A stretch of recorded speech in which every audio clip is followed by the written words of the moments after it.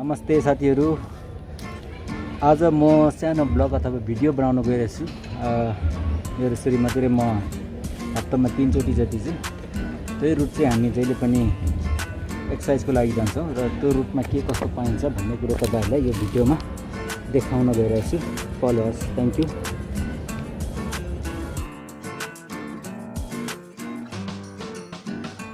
लक्ष्मी श्रेष्ठले अघि नै आएर पर्खेर बसेको छ।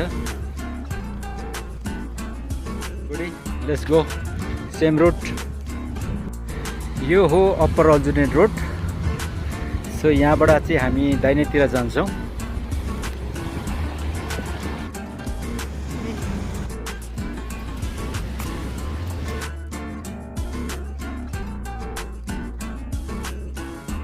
अहिले हामी अप्पर अल्टरनेटको साइडको बाटोमा छौँ। यो बाटो गत 25 वर्षदेखि हिँडिआएको बाटो हो, चिरपरिचित।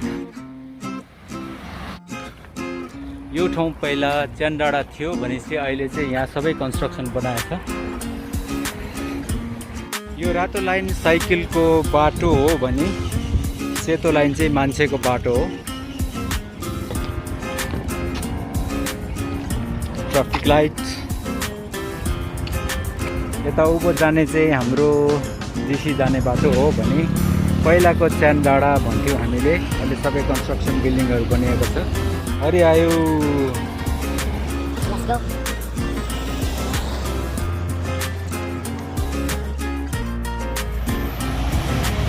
पहिलाको साङ्ग्रिला स्कुल अहिले कन्स्ट्रक्सन चल्दैछ।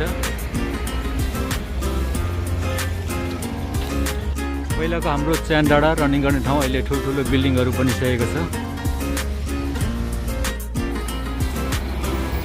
चिरपरिचित 100 नम्बरको गाडी जुन चाहिँ गतको 25-26 वर्षदेखि हामी चलिआएको गाडी। आज हामी कति केम हिँड्छौँ अरे? 9 केम जति हिँड्छौँ होला। 9 केम सधैँ जाने बाटो होइन? रनिङ गर्ने कि वकिङ गर्ने हो? अलिअलि रनिङ वकिङ दुइटै। सिधै गयो भने उडले पार्क एमआरटी स्टेसन पुगिन्छ। पोतुङपासी साइड भनेपछि यता टर्न भएपछि पहिलाको च्यानडाँडा ठुलो डाँडामा चाहिँ यस्तो घरहरू अहिले बन्दैछन्। यहाँ जति पनि साइकलहरू देख्नुहुन्छ यो चाहिँ फरेन वर्कर्सहरूको हो। कति त साइकल यहीँ बाँधेर इन्डिया बङ्गलादेश पुगिसक्यो होला। साइकल चाहिँ यहीँ छ, दिनभरि काम गर्छ र यो साइकल बोनीहरू आफ्नो आफ्नो डोमिटोरीतिर जाने काम गर्छ। वो पर बस्ने जति पनि बङ्गलादेशको अथवा इन्डियाबाट आएको फरेन वर्कर्सहरू हो।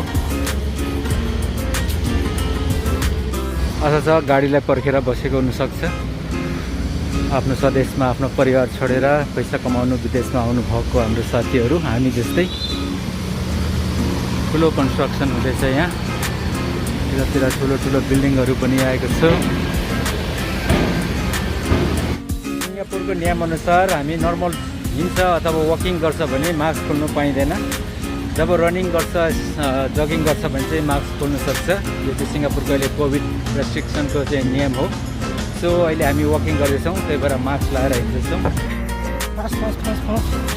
ए होइन रहेछ।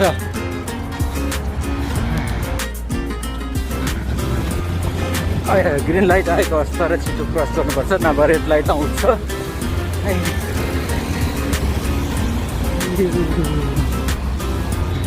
2 किलोमिटर जति वकिङ गरेपछि हामी वुडले पार्कतिर जाँदैछौँ।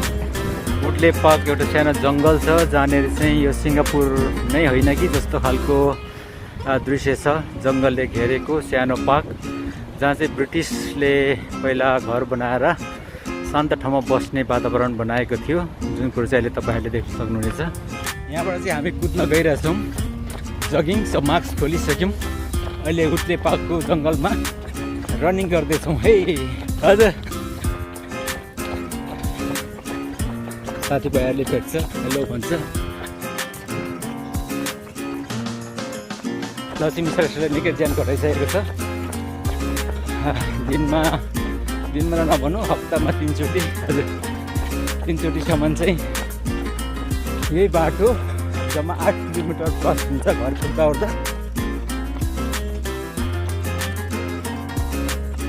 सानो जङ्गल शीतल ठाउँ चराचुरीहरू आफ्नै धुनमा गीत गाइरहेछ। कुखुरा वन कुखुरा पनि पाइन्छ।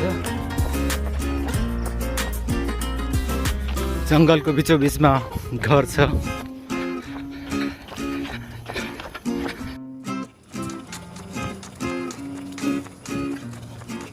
जङ्गल सिङ्गापुरको जङ्गल यस्तो हुन्छ। घनघोर जङ्गल छ तलतिर।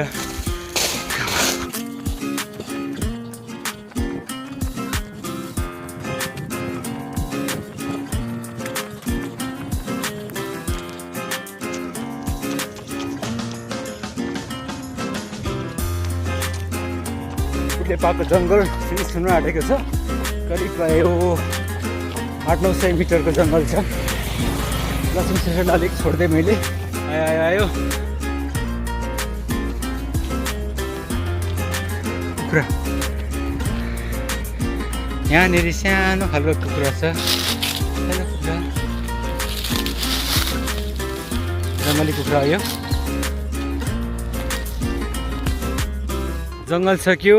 अहिले बेलुकाको लाइकली 6:30+ भएको छ। यहाँबाट चाहिँ रेसिडेन्स घरहरू देखिएको छ।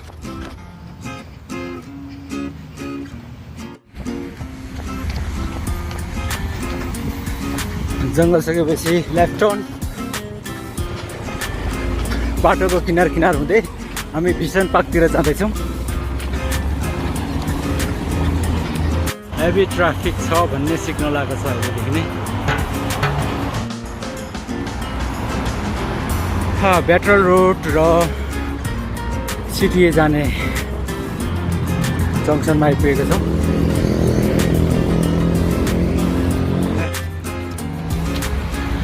दुईजना कपाल हामी जस्तै हाम्रै रोडबाट रनिङ गर्दैछौँ। भिसनको जङ्सन आइपुग्न आँटेछौँ। यो ठ्याक्कै 4 किलोमिटर हो हाम्रो घरबाट स्टार्ट भएको। सो भिसनको स्टेडियमतिर नगएर अहिले हामी यता पोतुङ पासी साइडमा जाँदैछौँ। कमान लक्ष्मी कुद्दैछ लक्ष्मी पनि मजाले।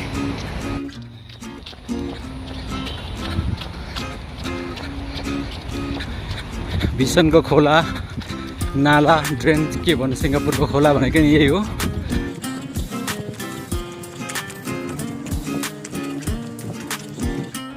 सिङ्गापुरको ओभरहेड ब्रिज जुन चाहिँ 4.5 मिटर अल्को हुन्छ र हरेक ओभरहेड ब्रिजमा चाहिँ यो तरिकाले फुलहरू चाहिँ रोपेर ब्युटिफुल बनाइएको हुन्छ।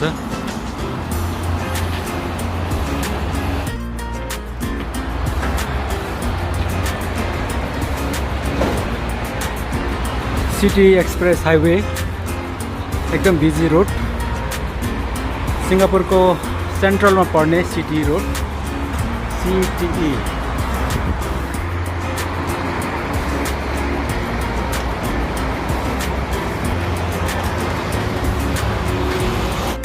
करिब 5 km डिस्टेन्स अहिले पार गरिसक्यौँ। अल द वे हामी भिसनको नाला हुँदै अहिले पोतङ पासेर पुग्न आँटेछौँ।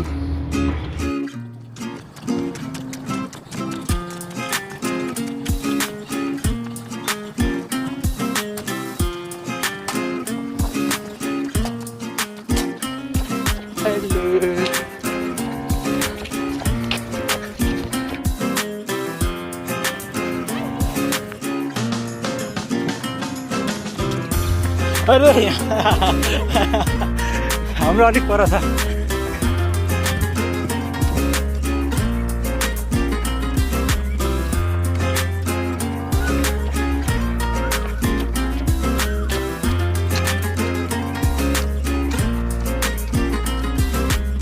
यो हाम्रो फिनिसिङ पोइन्ट हो। यहाँनिर आइपुग्दा हाम्रो टोटल 6 km भइसकेको छ र यहाँ केही बेर स्टेजिङ गरिसकेपछि हामी पोतङ पासिर मार्केटमा गएर केही सपिङ गर्नेछौँ अनि घर लाग्नेछौँ। त्यहाँबाट घर पुग्नु लाइकली 2 km हुनेछ। Thank you. स्ट्रेचिङ सुरु।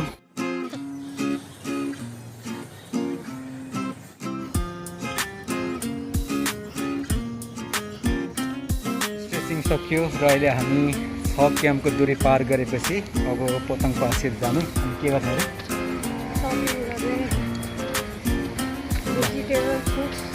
यही नै हो हाम्रो रोड। हजुरहरूको जानकारीको लागि हामी मोस्ट अफ द टाइम हप्तामा 3 चोटि जति यो 6 km को दूरी रनिङ गर्छौँ अनि यहाँबाट सिधै घर जान्छौँ।